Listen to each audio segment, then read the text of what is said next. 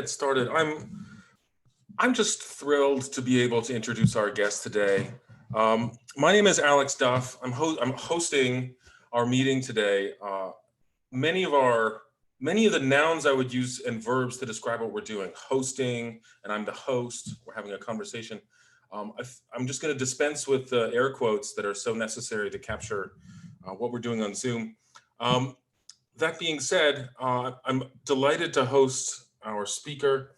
I should just introduce myself first, though. My name is Alex Duff. I'm an assistant professor of political science at the University of North Texas. And I'm just pleased to be a part of this circle of speakers, or hosting speakers, as we're doing this year. I hope we can carry this on into the future, beginning in these strange circumstances, but extending beyond them. Our speaker today is an old friend of mine, and I'm just so pleased to be able to invite him, host him, and share his talk with you. Aaron Herold is a professor of politics at the State University of New York, SUNY, Geneseo.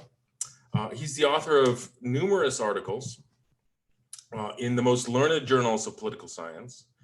And he's got a book forthcoming, The Democratic Soul, Spinoza, Tocqueville, and Enlightenment Theology, from the University of Pennsylvania Press. And I understand that the talk that he's giving to us today is an abbreviated version of a chapter from that book. One of the things that I like so much about this format for meeting is that Aaron and I worked together for a year some time ago in Massachusetts. And he'd done his PhD at the University of Texas at Austin with Dr. Pangl. And he said, Aaron's from the Northeast, and he said, there's a Willie Nelson song where there's a line, if you ever go back to Texas, you won't take me back alive. And here we are. I've been able to host Aaron for a talk here at the University of North Texas, despite his plea, despite his vow that he would never return alive to Texas. So Aaron, I'll turn things over to you. Thank you for your talk. Thank you for your wonderful paper. Take it away. Thank you. I also learned that from Lyle Lovett that even if it's right that you're not from Texas, Texas wants you anyway. So so thank you, and thank you, Alex, and thank you for giving me the opportunity to talk today and give this presentation. I'm very honored to be included in the lineup for this series, and also to take the opportunity to reflect on something other than the one topic that's probably consumed most of our attention this week. I've been instructed to keep these comments summarizing the paper rather brief, so we can spend most of our time in discussion. And so that's what I'm going to try to do. The paper I've distributed offers a series of reflections, and ultimately these are critical reflections on Spinoza's attempt in the Theological Political Treatise to refute revealed religion by undertaking an ambitious historical project culminating in the establishment of liberal democracy. Now, I acknowledge that the notion that there is such a project in Spinoza's writings or in those of any of the other early modern thinkers is probably quite controversial. But I think there's some good evidence in the treatise that Spinoza at least sought to undertake it, and that he did so because he thought it was the only way that reason or the philosophic life could be vindicated against its theological challengers. One other implication of the paper then is that despite the outward condescension and apparent contempt that Spinoza often displays toward the belief in miracles and revelation, that he actually has a certain respect for orthodox piety, at least insofar as he took the challenge that it poses to his own way of life, the life of reason, quite seriously, and he believed that it required a serious response. The other major argument of the paper is that the rhetorical and propagandistic elements of Spinoza's treatise, such as his mockery of superstition and his attempt to craft a new and more rational religious outlook by offering a novel and I think highly implausible interpretation of the Bible, that these things are not ancillary to the work's core theoretical endeavor, but are actually its most important element. By crafting a new moral and religious outlook that can eventually support the worldview of the liberal democratic citizen, a worldview whose chief characteristic to Spinoza is a self-regarding and anti-theological, or at least anti-theocratic kind of pride. Spinoza suggests that he can actually vindicate reason against the arguments, so to speak, of those like Paul and the Hebrew prophets, who would claim that reason is ultimately inadequate as a guide for human existence. And this, I think, helps explain one of the treatise's most important contradictions. On one hand, Spinoza says that, quote, the chief thing that I have set out to demonstrate in this treatise is the separation of philosophy from theology. But on the other hand, he also says that, quote, the chief thing I have set out to demonstrate in this treatise is to articulate the foundations of a democratic republic where freedom of philosophy is guaranteed, or where each person has the freedom to think what he wants and to say what he thinks. I think this contradiction can be resolved if these two chief things, so-called the vindication of reason and the establishment of liberalism, are actually one and the same thing, in the sense that Spinoza's authentic attempt at the refutation of revelation is actually to be found in his political project. For this reason, Spinoza's rhetoric in the treatise, insofar as it undertakes to craft a new moral and religious outlook, can't be separated from the book's theoretical core. So to give just a brief overview of how I think Spinoza sought to vindicate this, to provide this vindication of reason, I believe his quarrel with the Bible is, you could say, moral and psychological rather than strictly scientific. I think Spinoza is well aware that his scientific arguments against miracles and revelation, like his arguments challenging the coherence and the divine authorship of Scripture, simply aren't persuasive. They tend to be circular and generally assume what they set out to prove. Instead, those arguments, I think, have the effect of associating the belief in revelation and the hope for miracles with a particular moral mindset, one characterized by what Spinoza calls devotion and admiration, and which he juxtaposes to the freedom and understanding characteristic of the philosophic life, as well as, in a somewhat diluted form, the life of the free democratic citizen. To Spinoza, devotion, the belief that we owe things to entities greater than ourselves, and admiration, which he also occasionally calls, quote, foolish wonder, can be plausibly accounted for on the basis of a thoroughly self-interested understanding of human psychology. As he describes it in the treatise's preface, the desire for the goods of fortune, like health, prosperity, comfort, the fulfillment of our political ambitions, and so on, those desires which animate most human beings can, in the most desperate and fearful circumstances, lead not just to the imagination of otherworldly powers, but also to a hope for the rewards that might be attained in return for devotion to them. But it follows from this that because superstition is originally born of fear, it has no place at the other end of the psychological pendulum. On the contrary, when we're doing well and our luck hasn't run dry, we feel ourselves to be entirely self-sufficient, on top of the world, and as though nothing could touch us. At these times, superstition, Spinoza suggests, just goes away because we simply feel no need to ask for supernatural help. This account of religious psychology is, at any rate, I think, Spinoza's guiding assumption. Or rather, it would be better perhaps to call it the fundamental proposition that the treatise undertakes to prove. In Spinoza's psychology, our most fundamental desire is what he calls conatus, a basic striving on the part of each individual as an individual to preserve himself in his natural state, which for a human being entails the desire not just to go on living, but to do so as a rational or thinking being. This means that we all seek to continue to be as we are, no more and no less. We don't wish to become gods, but we also have no innate desire to sacrifice ourselves. But in the treatise, and this has to be stressed, Spinoza doesn't do more than assert this, though his account of the origins of superstition and his subsequent critique of the biblical prophets, which takes this psychology for granted, rests entirely on this mere assertion. Now, the Bible, of course, would challenge this assertion in a pretty serious way by posing a rival understanding of our moral psychology. Both Judaism and Christianity teach that, far from being naturally self-sufficient creatures, human beings cannot be happy living as autonomous and self-regarding beings. Rather, we are conscious of having duties or obligations, and we long for a kind of happiness that can only be realized in and through genuine devotion to entities greater than ourselves, and of course, to God above all. I argue in the paper that Spinoza, perhaps taking his lead from Machiavelli, seeks to vindicate his own psychological understanding and to refute that of the Bible by showing that his view of human beings is true in effect.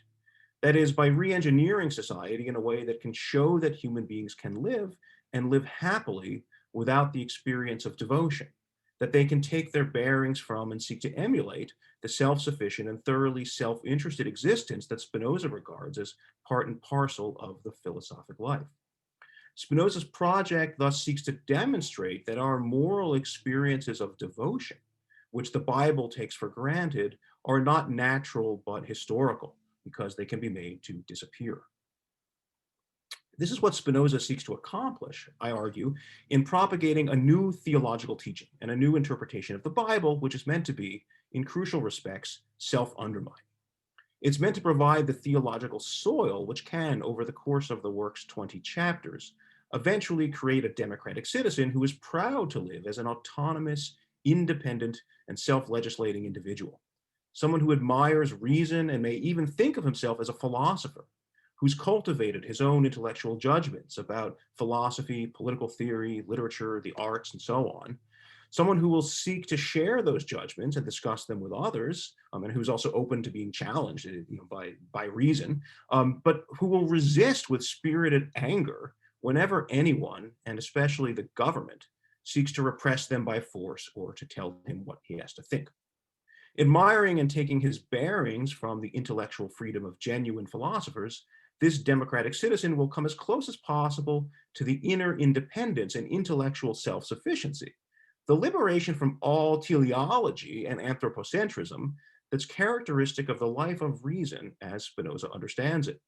But as a good citizen, he'll also understand that the life of reason and his own self-interest requires acts of devotion to the community when necessary. In fact, he'll think of these as our summum bonum. Spinoza uses this term both for the good of the solitary philosopher, but also for the, paradoxically, for the democratic citizen who's serving his country. Now, I probably need to begin wrapping this up, and so I'll just add a word or two here about what I find adequate and what I find potentially inadequate in Spinoza's approach. What's adequate, I think, is that a challenge to revelation that focuses on moral psychology seems to me, by its definition, to be much more compelling than a scientific one. After all, it's easy to imagine an educated reader, either in Spinoza's time or in our time, who agrees with his conclusions about miracles and the Bible's coherence, just as, again, today he might accept the scientific consensus on evolution and the age of the earth and so on. And yet, feeling the call of duty to something larger than himself, he may still be unable to find himself able to agree with Spinoza that reason can be a complete and sufficient guide for human life. Spinoza's answer to this kind of reader is, again, to show that such experiences can be explained scientifically and shown to be unnecessary because human beings can live and live happily without them. After completing his textual deconstruction of the Bible, Spinoza says, in what may be his most radical statement in a very radical book, he says that if any book falls into disuse and ceases to move human beings to devotion, it can be concluded that that book is of, quote, no holiness. If the Bible ever came to be regarded simply as a collection of old stories, like Homer or Ovid, if the worship of its god ever became as antiquated as the worship of Zeus, Spinoza suggests, I think, that would prove that God was always a fiction to begin with. Now, is that really so? I end the paper by offering a few critical reflections on this problem and a few others, and I can just sort of summarize a few of them here and then use them as a jumping off point to have a discussion. To begin with, I think we might ask, is what I just said really true? I think certainly to my knowledge, unless I'm willing to be corrected here, but I don't think there's anyone alive today who still makes sacrifices to Zeus. But does that actually prove that Zeus was never real? Well, logically, no. I mean, perhaps Zeus is still there on Mount Olympus, but everyone just ignores him. Occasionally, maybe he gets mad and throws down a thunderbolt or two, but we then attribute that to natural causes or extreme weather brought on by climate change or something like that. But that just makes him madder. Now, Spinoza might respond to this by claiming that the providential gods which human beings believe in all promise us happiness in return for devotion. And so if it can be shown that we can be happy on our own and without them, that would demonstrate that his own account of the human condition and not theirs is the correct one. But here, the Orthodox believer might respond, how can we know that the citizens of a Spinozistic republic, even if they're content to all external appearances and even in their own minds, how do we know they're truly happy? After all, I think in a godless regime, people may not be able to recognize how miserable they are. Idolaters in the Bible don't claim to be unhappy. So in a similar way, how can we be sure that citizens in a Spinozistic republic won't actually be hiding their discontent from themselves? How could Spinoza show, in a way the believer would have to accept, that the life of philosophy is not in fact one of misery and sin? Relatedly, Spinoza holds that the experience of revelation is always accompanied by certain emotional attachments and concerns. And the philosopher, being free of these, is also free of the, quote, vulgar sentiments of devotion and admiration. In a similar way, I think it's obvious that in the last 300 years, and certainly in the last 50, as liberal democracies have been established and poverty and misfortune have lessened, religion has generally weakened. But here again, one could ask about the causal arrow. How do we know that our wealth and freedom don't actually close us off to certain necessary insights? How do we know that the emotions that lead the poor and the unfortunate to turn to superstition aren't actually crucial for enabling them to undergo certain pious experiences that we unfortunately lack? Additionally, I think we could ask a couple practical questions. Obviously, if Spinoza really is undertaking this grand experiment to prove a theoretical point, obviously he won't be alive to see its results. So how much of a problem does that pose? And more seriously, though, I think we can ask, when would this experiment actually be complete in a satisfactory way? If the worship of the biblical God, ever really did go the way of Zeus, how long would we have to wait before declaring victory? And before we could all breathe a little easier knowing we're not going to be punished for our hubris? Is 100 years enough? 1,000? 10,000? When could we be sure that human beings aren't going to recover devotion again, or that Jehovah isn't going to become roaring back? Perhaps if there were a society of 1 billion atheists that lasted for thousands of years, as Locke says about the Chinese, if I recall, that might really tell you something. But when it comes to refuting revelation, something isn't enough. You've got to succeed entirely or not at all, and those who take their bearings from the end of the world will always have time on their side. Lastly, and I'll just close with this, there's what you could call the problem of the noble. I find Spinoza's thought to be particularly interesting because it's full of paradoxes. And one of the most important of these is that although he won't join Hobbes and Locke in saying that there's no greatest good for human beings, he doesn't understand our desire for the summum bonum to be bound up with an admiration for self-sacrifice. Even so, though, at the end of the treatise, he paints a rather beautiful picture of a new kind of liberal martyr, someone who, in his words, will transform the scaffold, formerly the intimidator of evil men, into a beautiful theater for tolerance and virtue. Granted, these are liberal martyrs that a liberal society will generally avoid making. But still, one can wonder if Spinoza can adequately account for the sense of the beauty or nobility of self-sacrifice, which he seems to draw on here. He suggested that such sentiments are really rooted in the desire for some kind of payoff. But if there's actually something in us that demands self-transcendence, or that causes us to admire such acts as beautiful or resplendent, then Spinoza's historical and political project may be faced with a grave challenge. It might unwittingly let in through a back door certain crucial aspects of biblical moral psychology. And if this is the case, that might help explain some of our dissatisfactions with liberal democracy today, and especially with the dearth of avenues it seems to provide us to satisfy such desires for self-sacrifice or devotion. And it may also help explain why traditional revealed religion, with its promise of genuine self-transcendence, has reemerged as a viable challenger to liberalism today. I'll just stop there. There are a few more things in the paper that I didn't get to here, but I think one or two additional criticisms of what I think Spinoza's up to, but it may be good to leave it here and open it up to your questions and our discussion. All right, thank you, Aaron. Everyone, I've put a little note in the chat.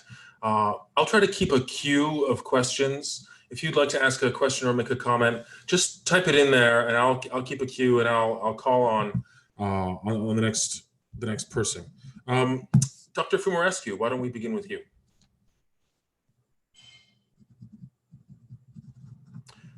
You might need to unmute your mic. Okay, can you hear me now? Can you hear me? Yes. Okay, so once again, good to see you again. And I have a question about some parallels that I find quite fascinating between Rousseau and Spinoza, because like Rousseau, or like later Rousseau, Spinoza talks about not about a social contract a la Hobbes, but the individual transfers, he says, all the rights to the, let me see if I can find the exact quote, all the rights to the community. Everyone transfers all the power he possesses to the community, which will therefore alone retain the sovereign natural right over everything. Blah, blah, blah. Such a community's right is called a democracy, and the united body of men which corporately possesses sovereign right over everything within its power. So in my reading, at least of Spinoza, he's talking here about the corporate people as a unity, as a whole, not about as an association of individuals. Because whenever he talks about the masses, he shows a pretty strong distrust. He says those who have experienced the fickleness of the masses are almost reduced to despair, for the masses are governed solely by their emotions, not by reason. To guard against all these dangers, to organize a state in such a way as leaves no place for wrongdoing, or better still, to frame such a constitution that every man, whatever be his character, will set public right before private advantage. This is the task, this is the toil. So I see some amazing parallels here between Spinoza and the later Rousseau.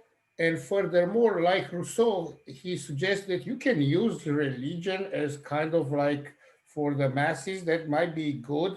And you need a legislator that kind of frames a constitution in such a way that the individuals will stop looking for their private interest, but instead they will be looking for the common good. Mm-hmm. And I was wondering, do you have any thoughts? Do you find these parallels kind of strange? Are there, I mean, Rousseau is copying Spinoza, or?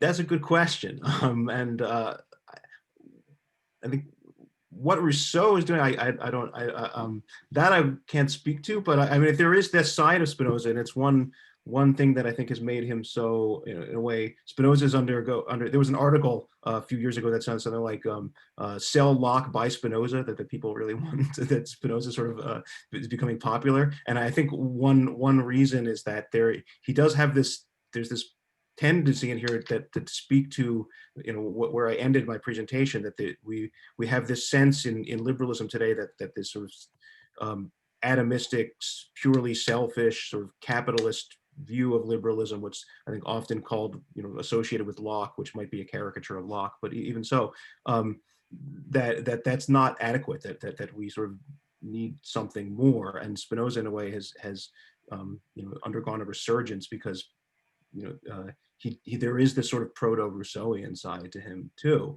But what's interesting is that Spinoza is also saying throughout the treatise that this is irrational. That if you are, he says in just before one of the passages you cited, says we have to form the social contract where everybody, this is the task, this is the labor, everyone is out for the community. But then he's just before that he says everyone, that no one's going to promise without a ruse to yield his right to all things. That this idea that yes, that would be a difference between him and Rousseau, because you retain the right to think freely, even though you will act accordingly to whatever the community decides. Yeah, and that the other thing is that I think that in a way he says both things, and I think it's meant to be in Spinoza kind of dynamic contradiction. On the one hand, the government has absolute power to do whatever it wants. Its way, his social contract is in a way even more of a police state than Hobbes. But then he also says, well, no government can actually exercise that power in practice because it'll lose power, because the people won't stand for it. And then he also says the government, at the end of the book, the government similarly has the right to control your thoughts and what you say and think. But then he says no government's going to be able to do that because people don't like that, and they're going to stand up and resist that. And so I think he's trying to build this kind of sort of dynamic tension that preserves both individual liberty and a sense of devotion to the community. Thank you. All right, I have a queue here. I'll just list off the names, but then I'll identify the next person. Nasser Benagar, Lee Ward, Dr. Ruderman, Jeff Church, and Lorraine Pango. But keep typing in your name if you want to be added to the queue. Dr. Benagar, please.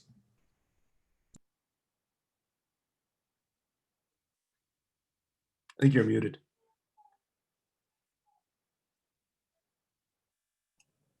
Nasser, you're muted. Sorry, are you?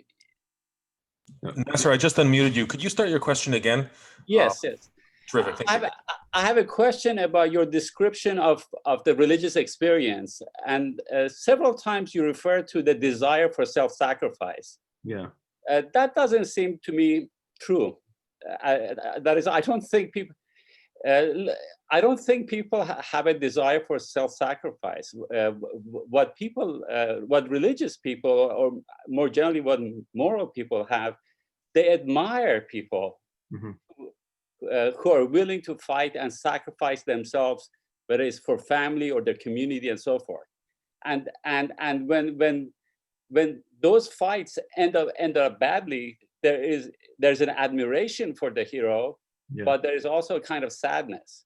Yeah. So I wanted you to clarify, why do you think that there is a desire for self-sacrifice as opposed to just admiration for people who are attached to noble, beautiful things?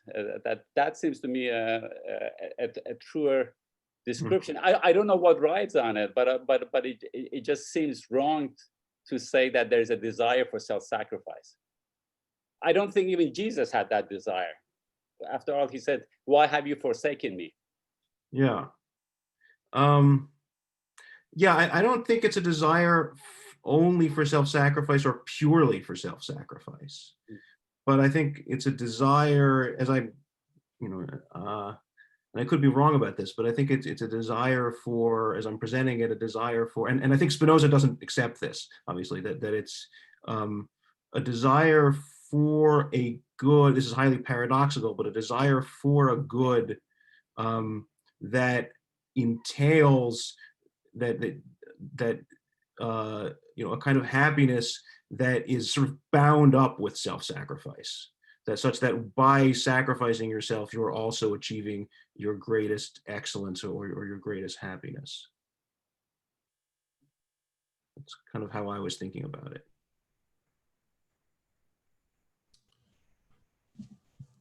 All right. The next person on the queue is Lee Ward. Dr. Ward. Hey, Aaron, thank you for your paper. I enjoyed it very much. Oh, thank you. We know Spinoza has a metaphysics. Yeah. But does Spinoza's liberal democratic society, is it post-metaphysical, or does it presuppose a democratic metaphysic that will in some way resemble his metaphysics? These are all very hard questions. Yeah. Does it? Yeah. No. I think it does have a metaphysics. I think Spinoza makes clear, I think pretty emphatically, that every society requires what he calls a superstition. That every society, for the simple reason that every society requires people to take risks for the sake of everybody else. And even just the fact that people are going to have to deal with misfortune in their life. They're going to have to believe that there is something out there that reconciles my good and the common good.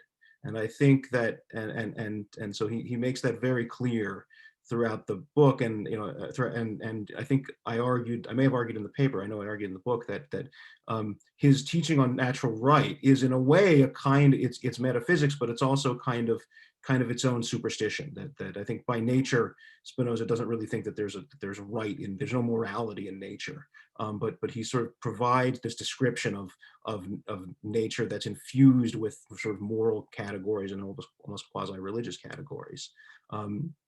And so I know that's maybe not quite the same as metaphysics, but I think yes, that the short answer is yeah, there would have to be a sort of popular metaphysics or a popular teaching about what reason teaches that might not be the same as what I think Spinoza thinks reason actually teaches. It would be a little bit diluted, but it would be as close as we can get to bringing society along towards what he regards as the authentic view of the world.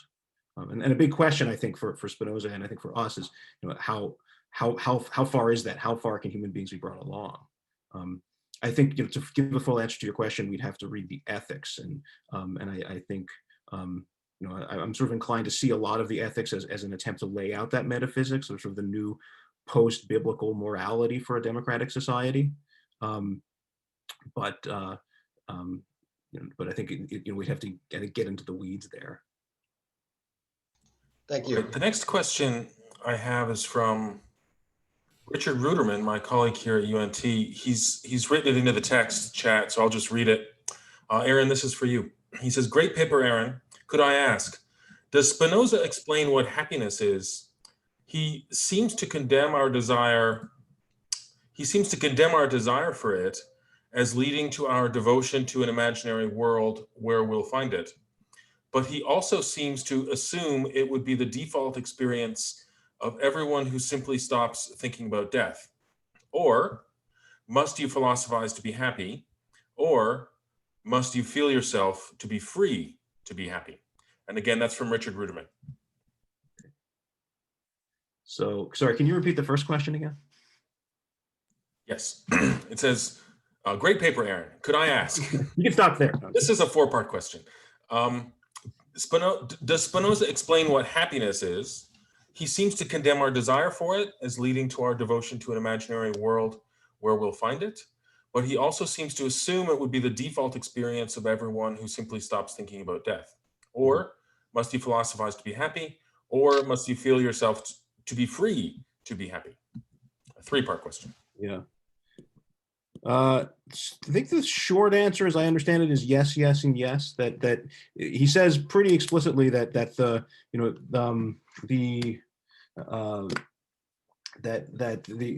only real happiness is and it's a pretty extreme statement, that the only real happiness is understanding things through their first causes. That's it. And I wonder about that. I mean, does that mean that you don't need the goods of fortune, you don't need a little bit of money or some respect in the community or a roof over your head? And I think that, but I think Spinoza there might be exaggerating to make a point insofar as we all tend to overvalue those things, and that once you start to overvaluing those things and you get sort of caught up in this sort of seductive rat race of competing with other people to get those things, you forget about what I think is really going to make you happy in life, which he says is solely, he says the true happiness and blessedness of a human being consists solely in wisdom and true knowledge. That's it. Only thinking makes you happy. And so I think his suggestion is, yeah, you have to, it's a very elitist view. You have to, if you're not philosophizing, you are not happy. And he speaks of happiness. He speaks of life of reason. He uses this term freedom with rational. And so far as that to Spinoza, I think freedom is primarily a sort of intellectual liberation from the society in which you're living. And I just got a warning about my internet connection, by the way, so I might conk out for a second. But he says in one of the endnotes of the treatise that in whatever city a human being lives, he can be free. Which I think implies that that maybe political freedom is not necessary to be happiness. You could probably.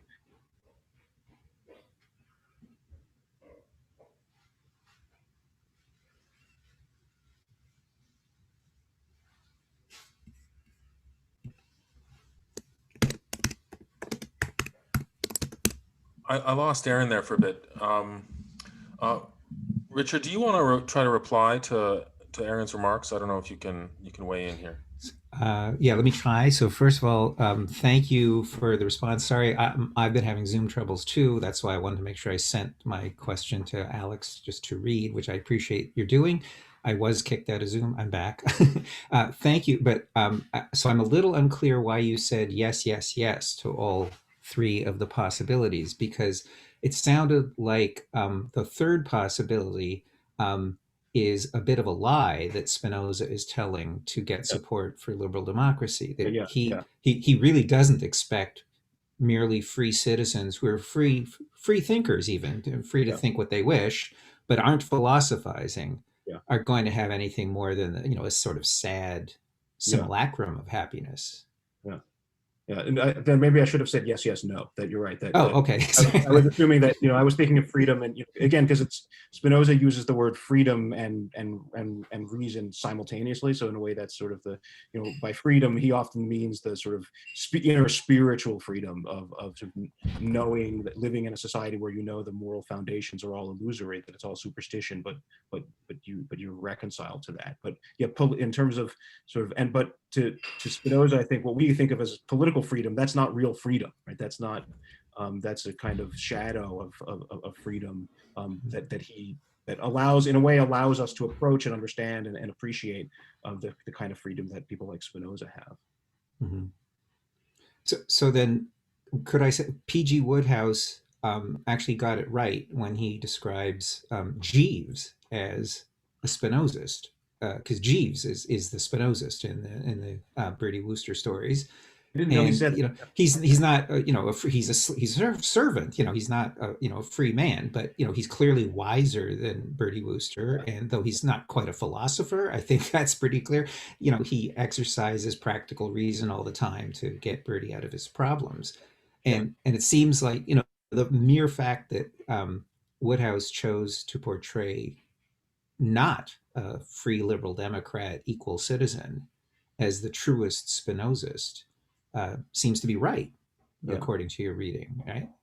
Yeah, that makes a lot. I didn't know that Wodehouse had said that. I'm gonna have to. Do you know which book that was in? Oh, it comes up all the time. I mean, whenever he asks for a special reward from Bertie Wooster for solving this or that problem, it's always the latest first edition of a Spinoza collection. So he does it all the time. Next on the queue, I have Dr. Jeffrey Church. Dr. Church. Hey, Aaron. Good to see you. Thanks for the paper. My question, I think, follows on Lee's, and it mainly is a kind of question about some of your closing comments about the noble. So also, I guess, follows on Ness or Benegar's question. The question is something like this. I mean, wouldn't Spinoza regard something like your objection as the result of a kind of conception of nature? So if you have this desire for self-transcendence, for something higher than yourself, to sacrifice something higher than yourself, that meaning and purpose in your life comes from some higher state of the soul, isn't that a kind of atavistic desire that's the result of some conception of nature or God's cosmos that conceives of nature in hierarchical terms?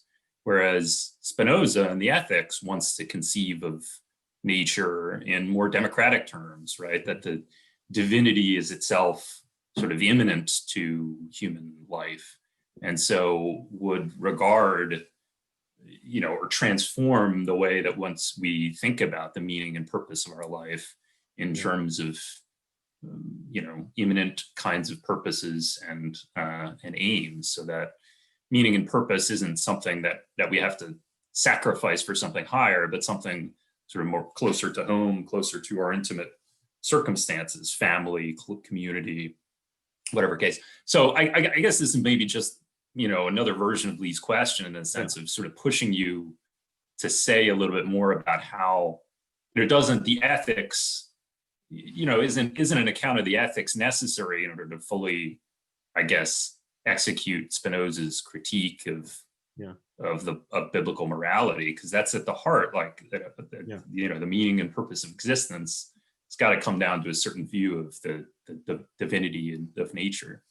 Yeah, I think that's right. I think, you know, it's hinted at in the treatise, and, you know, especially in chapter 6 and some of the passages that I mentioned, where, you know, he begins to illustrate this pantheism and this belief that, where he says that, you know, actually miracles tell us nothing. Actually nature gives us this providence which we can know far better from than you could from miracles, because even if they existed, you could never be certain of when they're going to come, or even if they're real. So I think you're right that we would, to really sort of understand this problem, we would have to, I think, you know, to fill in the details. I think a lot of the ethics would be very important. That said, I think, you know, the beginning of the ethics just, you know, presumes that miracles have already been refuted. That, you know, that the very form of the book, which is geometric, assumes that, you know, there's such a thing as you know, antecedent and consequence and consequent and cause and effect, and so forth. And we can conceive of the universe in terms like in terms of things like cause and effect and substance and so on. So I think in that sense, you know, the treatise is in a way the first book in the series, and the ethics would be the sequel.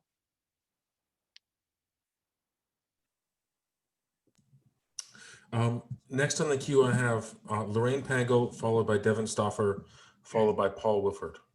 So Dr. Pango, please. Thanks. Thank you, Aaron, for a very interesting paper. Thank you. So my question is related to other questions that have been raised. And I was especially intrigued in your paper by the picture that you were painting of Spinoza himself and his own project. So he's engaged in this sociable project of promoting reason, making life better for future philosophers, making life better for ordinary people. Yeah. Solving a theoretical problem that he's not going to live to see the solution to. So that has a very generous character to it. Yeah. And taking risks for this. He's publishing. Yeah. He may be free in any city, but he lives in a city, and he definitely has a community of other philosophers he's concerned with. And then it just struck me that what he's trying to create for other people is, as you say, it's a pale imitation of his own life, but it has the same kind of character as his life. It's more rational. It's public spirited in a more sensible way, rather than you know, trying to be a knight errant and go off and sacrifice yourself in some crazy way to be more sensibly sociable and patriotic about something that creates a common good. So my surprise in the paper was that you then suggested, well, all of that latter is not really rational, and it's not what he really means. What he really means is we all just care narrowly for our own good. Yeah. And so my question is, really, I mean, doesn't the picture of how he lives suggest that he's somewhere in the middle and trying to make everybody do something more, be sociable in a more sensible way? Yeah, I mean, I think that's very compelling, but Spinoza's pretty, I think he's pretty explicit that this is that you know, this is the most fundamental drive of a human being is to preserve himself, taking with his own good in mind and not that of another, or something like that. That he doesn't exclude. Maybe I should find it. Says something like it doesn't exclude generosity if, you know, it's the highest law of nature is that each thing endeavor, and that's that word conatus, as much as it is in it, to persevere in its state and to do so for its own sake and not for another. So that doesn't exclude helping other people, but it would exclude going out of your way to help them when you would be harmed as a result. So there can be a kind of generosity there, I think, but and I think you're right that Spinoza's own way of life, I think, might lead us to question this. You know, he took considerable risks. He lived in probably the most liberal and tolerant society that had ever existed during his time, but he still, was remarkable for going around not being a member of any religious community, that he lived almost openly as an atheist. And this is in a time when, which church you go to defines everything about who you are. And there was one episode where he was almost killed by an angry mob. So, he did take considerable personal risks in his own life. And so there is that paradox or tension in how he lived, and he certainly took considerable risks in what he wrote. The treatise was published in his lifetime, but anonymously and in Latin. The ethics was not. Though I think the ethics would have been much maybe safer, but I don't know. So I don't. I mean, I guess I want to say that your question is a question for Spinoza. In default of being able to ask Spinoza, though. Yeah. You can follow up. Yeah. All right. The next on my list is Devin Stauffer, Dr. Stauffer. Am I unmuted here? Can you hear Yeah, me? I can hear you. Well, it's great to see you, Aaron, and it's a terrific paper. So Thank you. so how to put well, in Socratic fashion, I'll start with a what is question, but Okay, then good. try to elaborate it. So to put it as a what is question, my question is, what exactly is a refutation? And what I mean is it better to think of a refutation as showing that an opponent's position is utterly impossible or absolutely certainly false? Mm-hmm. Or can we call it a refutation if you show that there's no good reason whatsoever to hold that position? And the reason I asked that question is, it seemed to me that I would say that you went too far with the formulation near the end, when you said that when it comes to refuting the Bible, you have to succeed entirely or not at all. And so you created this hypothetical situation where Spinoza's project would succeed where you'd be 600 years or however many it was, 1,000 years out. And we had a secular society that had prospered and everybody at least thought they were happy. And the biblical God had been reduced to the status of Zeus. Yeah. And you said of that wouldn't constitute a refutation, but that seems to me to be a dubious objection. And since as a good little Straussian, I always have philosophy and law next to me. I just happen to have it. I was worried somebody was going to do this. I was looking at Strauss's. You mentioned him in your introduction as the person who first proposed this general way of thinking about the modern project. So, and he, in first stating this suggestion, put it this way. He said that if this project succeed, then orthodoxy would be more than refuted; it would be outlived. And then in a subsequent formulation, he said, he's talking there about this work of civilizing the world. And he says, if this work had prospered, then perhaps there would have been no need for further proof of the justice of the Enlightenment's victory over orthodoxy. So I suppose my question to you is a kind of challenge. Isn't it setting the bar a little too high and not, should we really say that had this project simply prospered, it wouldn't constitute a refutation? Yeah. It seems to, I just wanted to say that doesn't seem to me to be the case. Yeah, I mean, this is something I've been puzzling over. As you can tell, I did propose this as a question, though there's somewhat rhetorical questions. I mean, I guess I would just, I don't know. In the quotation you just read, Strauss does say perhaps that would be right. So perhaps. So I wasn't just trying to throw Strauss at you. I was just trying to say that it seems to me that it's a real question of whether that would constitute a refutation or not, and it makes us ponder what we ought to think of a refutation as. Yeah, I agree. I mean, I agree that this is something that I've been puzzling over. The way you put it was that is it utterly, the position I seem to take was that it has to be utterly impossible. You've got to succeed entirely or not at all. And then you said the other way of thinking about it is that you could say there's just no good reason to hold that other position. But of course, if you're talking about the validity itself, isn't that question begging, right? What is the validity of reason is precisely what's at issue.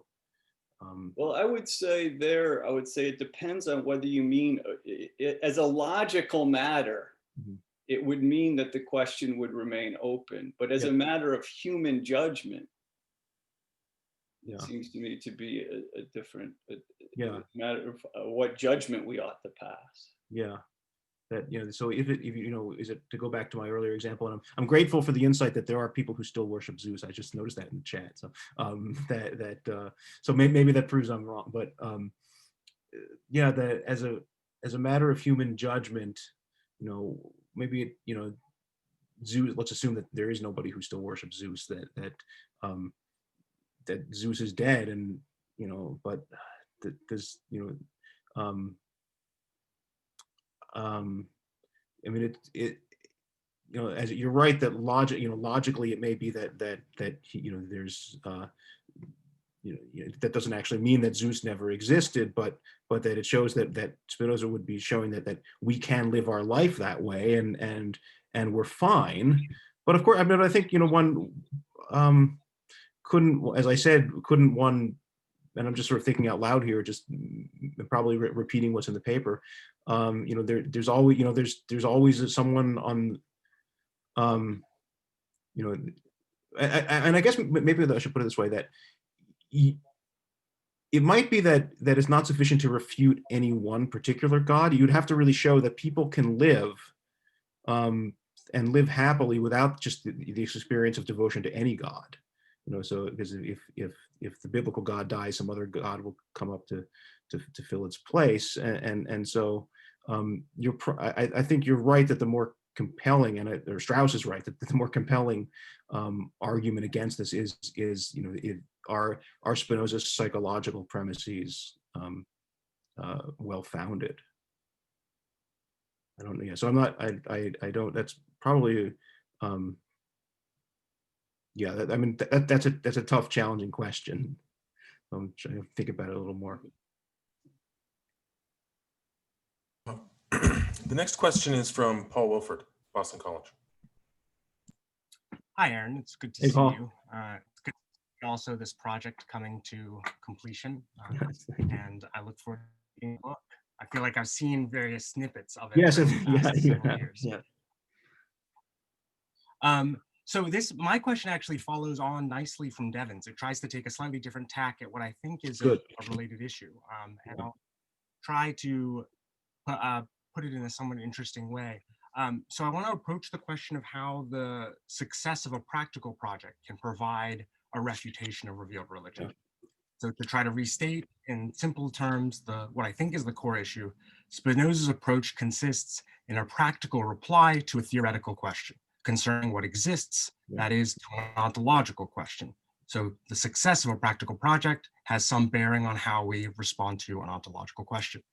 This practical project is the Enlightenment political project. And then here's the question, just very simply, but why would the success of a practical project ever count as theoretical proof? And then you stated nicely that Spinoza has to be employing some version of Machiavelli's effectual truth. So it would seem to count as a proof for someone only on the basis of the prior argument for the effectual truth, right? You would only buy the success of the project as a refutation of the original theoretical question if you had first bought in to the idea that an effectual truth is that's how you understand what's true, rather than in an alternative understanding of what counts as true. So my first question is, does Spinoza provide such an argument for the idea of an effectual truth? And then my second question, which is really just a sort of layering onto the first, but I think provides a nice way into thinking about it, and to try to put it provocatively, does Spinoza himself really believe in the principle of effectual truth? If he does, then isn't the most powerful reply to Spinoza the strange, very peculiar persistence of just one people from antiquity? That is, if religion persists, even when assaulted as comprehensively as Judaism has been, in both word and deed, and suffering political things, but also repeated theoretical assaults. Throughout its whole history, right? The whole historical record that we have real access to. Wouldn't the correct conclusion to draw from the historical record, according to the standard of the effectual truth, be that Judaism must be true? The way he talks about this, he says basically, not to put too fine a point on it, but the Jews are the dumbest people that have ever lived, and they're still, you can't get rid of them, they're still around. And he says, really, sarcastically, this can even be considered a miracle. Which I take to be another acknowledgement that he has not, he's not sufficiently refuted this other possibility that you really could take, if a people does what it is in every case the absolute wrong thing to do from the standpoint of Machiavellian political prudence, and yet they survive and even prosper, how do you know that they're not the chosen people? And I think Spinoza doesn't, his response to that in chapter 3 is he actually, he has this little digression, which has sort of been taken as a foreshadowing of modern Zionism, where he says, they could recover their state if only they got rid of their religion. There's something of an anticipation of the paradox of modern Zionism there.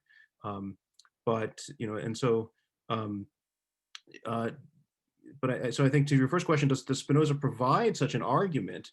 I think, there's a few hints. The political treatise opens with a quotation from chapter 15 of the Prince. So I think there's a kind of nod there to Machiavelli, and then just the various, I think just the not at the risk of making a circular argument myself, I think just the very existence of the political project that Spinoza is trying to undertake seems to indicate this, that he indicates that if you change the world, that'll show that what he calls that the everything that people have ever worshipped by vain religion have only been hallucinations of a sad and fearful psyche,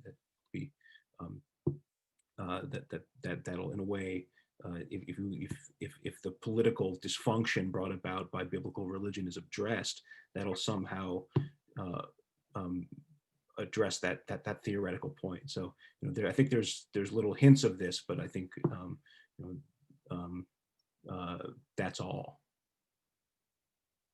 Yeah, can I just do a quick follow-up? I think that was very helpful, and what dawned on me during your response is that in the phrase "that will show," we mean two very different things when we're thinking about the theological political treatise, and then when we're thinking about Spinoza's ethics, right? Spinoza's ethics is presented in this, a geometrical form. So its status cannot have anything to do with an effect, right? The truth claim, what counts as true, or what counts as the standard of true underlying the ethics, is totally different from an effectual truth, at least on the surface. How we understand the geometrical form and the deduction from the one substance and the two attributes, that's a difficult question to point out, but it would mean that, of course, Spinoza's got to be aware of this, that he's got two principles of truth going on, operating at two different levels. The mathematical, you could say, describe the ethics, and the effectual to describe the political project vis-a-vis revealed religion. Yeah, I think that's very helpful. Thank you. That's a very good way of putting it. The queue is open if anyone has a question. For the moment, maybe I'll just add in, I think I have a repetition of the question that Devin Stauffer and Paul Wilford have been asking Aaron, if I can just put it this way. I could answer adequately. So Spinoza, as you brought out, characterizes philosophy as the most radical freedom, which, as I understand it, seems to depend on the knowledge of necessity. So a radical freedom that ensues from the knowledge of necessity. I don't think that's, although there's certain, you could say, elements of freedom to the classical depiction of philosophy, that's certainly not the core of it, at least not the emphasis on freedom. And so when Spinoza says that the purpose of his political project is to certify that this kind of radical freedom is the true blessedness or the true happiness, My question for you is, how are we to adjudicate which of these descriptions of philosophy is most accurate, or which of these descriptions of philosophy is most true to the phenomena that we either observe or that I speak not for myself, but that we might live through? How are we even to adjudicate the question? What are the standards, or how would we know if we were on the right track, judging between the classical and the Spinozist? Yeah. That's a good question. I would say, to start with, I think you're right that to go back to where Devin began, that if the quintessential Socratic question is what is it, the Spinozist question is what caused it. He says that the true happiness and blessedness of a human being is understanding things through their first causes. You have to understand this knowledge of necessity, and that's freedom. But that's a highly paradoxical kind of freedom, because, as he puts it, Spinoza is a determinist. He says so therefore you achieve a kind of intellectual freedom, knowing that there's really no such thing as freedom in the ordinary sense. There's no freedom of the will. Everything is simply determined, and perhaps even our thoughts are determined as well, possibly. And so that's a sort of, but I think that's somewhat paradoxical. But I think Spinoza is serious about that. But to the question of how would we know whether Spinoza's right or the Socratics are right? I think my hunch, and this is what I argue in the paper in this book, is that it really does come down to whether his political project is successful. That if we can maybe this does go back to Devin's point, that if people can satisfactorily live the way Spinoza wants us to live, and really be satisfied with it, that would go a long way towards showing that the experience of nobility might be illusory, that people really just do seek a payoff. Although Spinoza sees that payoff in a much, we might say, a richer, more spiritual kind of way than simply a kind of material payoff. But that's very interesting. To add on to Paul's point about the one ancient people who continue to persist despite what you described as Spinoza's judgment of them. G.K. Chesterton describes the New Israel, the Catholic Church, as obviously divine because no institution that had been run so wickedly and stupidly for 2 millennia could ever continue to exist. It sounds like an echo of Spinoza. Yeah. Dr. Green has a question. I've got him on the queue next. Dr. Green. Thank you, Alex. I have to apologize because I came in late for reasons which were unavoidable, but I did read the paper before, so I'm basing myself on what I read rather than what I heard, in case you changed it in the meantime.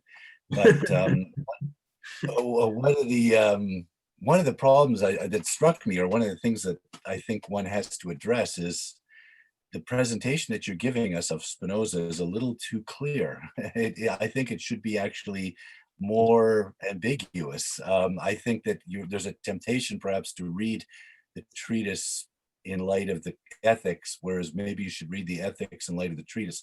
The treatise is much more of a dialectical work, a much more uncertain work. And I think that, I think here I'm building on things that Paul Wilford and Lorraine Pangle were saying, that he wanted us to think that he knew everything and that he had the final truth about reality. But I think he was more unsure about it. And I think that comes out in the treatise better, because there, I think the lesson one gets is that, yes, God is false, but we need him. And if he didn't exist, someone would have to invent him. I think the same thing can be said for what Lorraine was saying about human selfishness. Yes, we're all totally selfish beings, but somehow or other, out of that selfishness, we can transmute that, base metal into something gold, and we do become high-minded. And Spinoza himself is high-minded, at least in respect to, trying to do things for society, maybe even trying to defend philosophy. But the position is a much more uncertain and tentative one that he would like us to believe, certainly by reading the ethics. So the challenge is to maintain, I would see it, rather than the way that it's presented, is that you were presenting is to maintain something as true, where you know it's not, or let me say that again. Do we maintain something as wholly true, whereas you know it's only partially true? And that's, you know, the challenge of his position up to the present. He's never, I don't think he has illusions that there will ever be a world without religious people. He would like maybe there to be, but it's never going to happen. I think he understands human nature well enough to say we can get rid of as many of them as we could if we, you know, and we certainly will want to disabuse as many people as we can of the religious illusion, but we'll always have a lot of people left. So we're going to have to live with that. And that's where the politics of the treatise comes in. So anyways, that's a response, I guess, more than a question, but I would like to hear your response to my response. I think I agree with a lot of it, that you know, as that, especially the last part, I agree that Spinoza, that he's pretty clear that those he calls the vulgar, which is you know, in his mind, everybody except for people like himself, they're going to need what he calls superstition. But you can have, there's superstition and there's superstition, that there can be different kinds of superstition, that in some, the kind of thing he has in mind at the end of the work, and I think in the ethics, is a superstition that is more rationalistic, or you might say scientistic, something like that, that is approaches or mimics or takes its bearings from and admires this sort of liberated, frankly, atheistic view of the world, but thinks of it as a new kind of God, Spinoza's God, who's immanent in nature.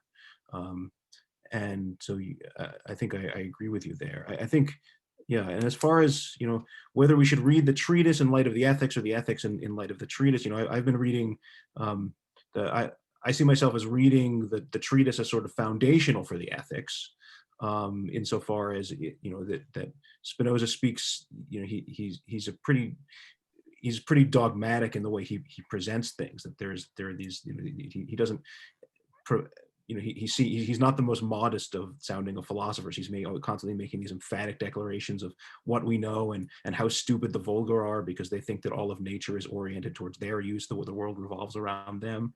And of course, none of that is proved.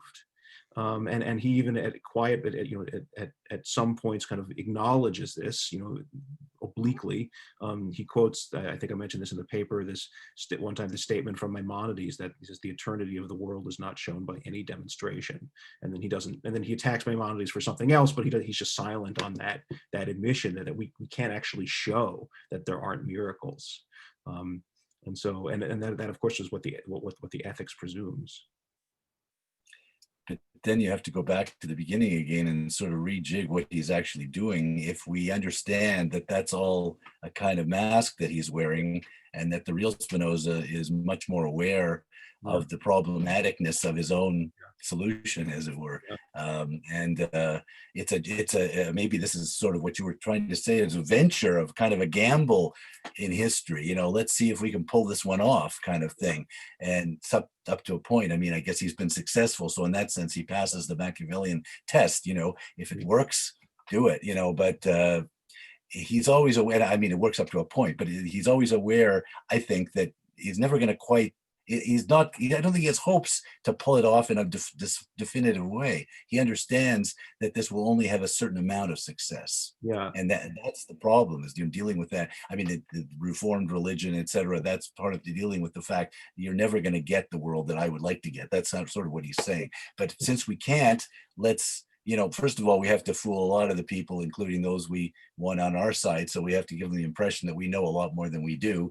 And then we have to go back and deal with all those other people who we can't do much with, and just kind of civilize them up to a point. Yeah. So it's a much mess. I guess I'm trying to suggest a messier world, I think, Spinoza's world, than he himself wants us to think he can, you know, achieve. He's aware that he's living with the messiness of human affairs, not with the perfect world that the ethics would like us to believe is possible. Yeah, I think I completely agree with that, and that, you know, I read the ethics as kind of like the sort of new Bible for a certain elite intelligentsia that he's trying to cultivate. I don't think it's a book for everyone, and certainly, I mean, it's I find it frankly very opaque. So the geometric form is extremely intimidating. So yeah. As it's meant to be. That's what he wants. But anyway, so I'll leave it at that. All right, once again, the queue is open. I have one question. Professor Yaffa trying to raise his hand, though. Yeah. Sorry, who did? Alex, I can't figure out how to get on the. Oh, great. Go ahead, Dr. Yaffe, please. Let me pick up from Ken's point. I had in mind to ask it, your account of the depreciation of admiration for others and nobility and so on. I'm wondering to what extent this is also, let's just say, a partial truth. I mean, a deliberate partial truth on the part of the treatise, let's call it. That is, if conatus is forever.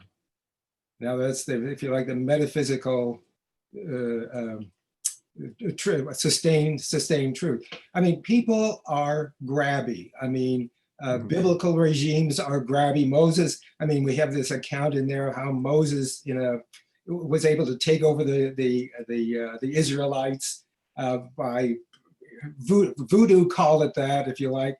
And I think even in his account of the proto-Zionist passage that you referred to, I don't read it as getting rid of Judaism so much as if we could just change the basis of it, change the foundations of it. In other words, make Jews less effeminate. Can I say it this way? Make them into Israelis, then we're better off, see? But it has to do, I think, with the thoroughly political character of the argument of the treatise, I would suggest. And I'm wondering to what extent then that would explain the depreciation of nobility, honor, holding individuals up, because they're all passing phenomena metaphysically. Yeah. So is this a deliberate partial truth? I mean, yeah, that he thinks, it's Spinoza, I think, and I'm arguing that ultimately he doesn't really see, this would be a big disagreement between him and the classical tradition. In my book, I contrast him with Tocqueville on this score, that he doesn't believe in that there's really such a thing as sort of nobility, psychologically speaking, that if we were really in touch with our nature, we wouldn't die for anything. Mm-hmm. But he seems to be to sort of tap into something and presents this, I think, admirable picture of political participation as of a kind of of a devotion to the common good, and I guess if he's my argument was that if he's drawing on something there, then he's I can't find how he could be consistent with himself. That if there's something there that if he knows that people admire that, that they're not just hoping for some kind of payoff ultimately somehow in the long run, then he's inconsistent. This, I mean, Spinoza lives in semi-wild time. You have religious wars. You have the dangers of persecution of, say, Jews and other nonconformists. Yeah. So one can see it as in one's self-interest to try to have a political teaching. I mean, just as one would sort of proceed cautiously, I mean, to use that term that Spinoza uses a lot. Mm-hmm. So in other words, there's a kind of a selfish acknowledgement of one's utter dependence in many ways on others in society. So he's not just thinking it through, one could say, he's showing how the worst elements of it can be corrected. Yeah. Liberal democracy, in other words. Yeah. Or channeled in a more healthy way, right? That this desire to kill yourself has led, or to sacrifice yourself has led to all kinds of brutality in his time and ours. And so I think it's understandable that Spinoza wants to tamp that down and channel it in a healthy direction. But of course, in order to do that, one must first understand what it really is. And I guess what I'm asking is whether Spinoza gets that right. Well, I'll just say maybe you just have to understand it well enough to be able to channel it. Yeah. Could you put it that way? Yeah.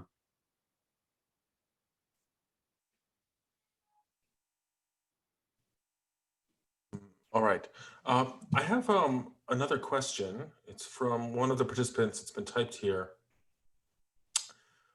Dr. Carly Herold asks, is Spinoza's own way of life and his generosity in undertaking this political project consistent with his picture of philosophy in the Tractatus?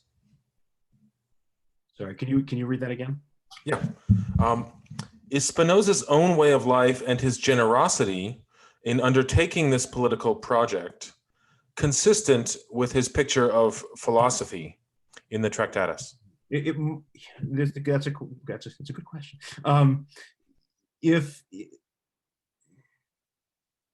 I mean, this goes back to Lorraine's question from before. That is why would he do something that he won't? Why would he run if he's doing this? Why would he run this grand experiment that he's not going to be around to see completed? Well, one thing is, if you think that there's something that is crucial for us to know, but the only way to do it would be to set up this giant laboratory, and it's an experiment that would take 500 years to run, and we have to manage it well. We have to hand down the project to people who live after us, and leave instructions for what to do and how to assess the results. If that's really the only way to learn something, I think you would have to do it, because otherwise it would, Spinoza, the whole picture that Spinoza gives of philosophy as the best way of life, as human blessedness.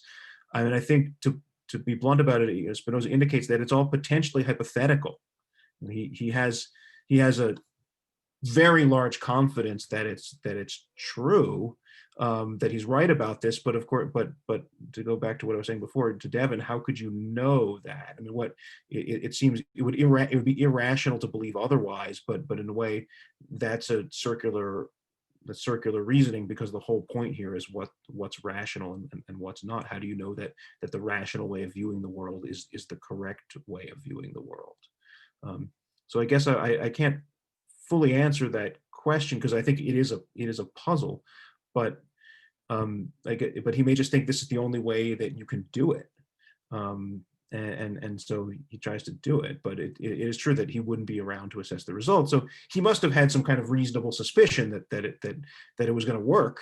But again, what reasonable means in this context is in a way precisely what's at issue. Follow-up. There's a follow-up. Why in his writing then does he need to present the philosopher as so fundamentally self-sufficient and solitary? Yeah. Why does he need to? I mean, I think you're right that he's so extreme in the way he presents it. He suggests that there's no, and in chapter 3 he presents this sort of tripartite hierarchy of the human goods. The first is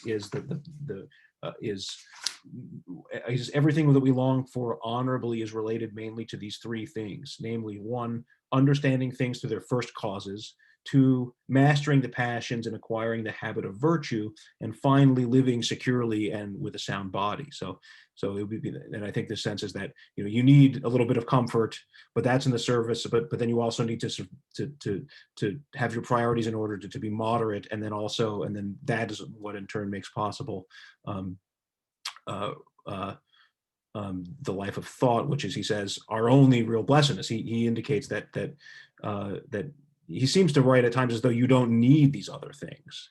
And I think that's a deliberate exaggeration, that I think, he's well aware that if you're starving or if you're constantly on the run from city to city, as Socrates indicates he would have been if he had accepted exile in the Apology, as an old man, then you're not going to be able to think well. So you need something, you need a bit of material, some material goods. You need a roof over your head. You need some what most ordinary people would think of as happiness.